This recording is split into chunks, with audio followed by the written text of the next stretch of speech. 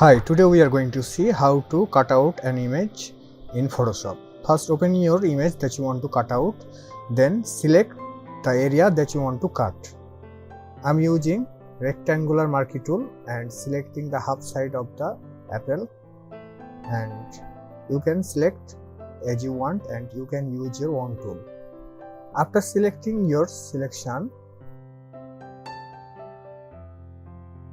you can move it by pressing the left mouse key.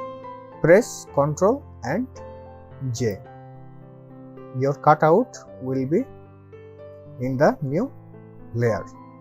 If I turn off the underneath layer, you can see that the half of the apple has been cut out. So this is how you can cut out an image in Photoshop. If you find this video helpful, please like the video, don't forget to subscribe and hit the bell icon. Thanks for watching.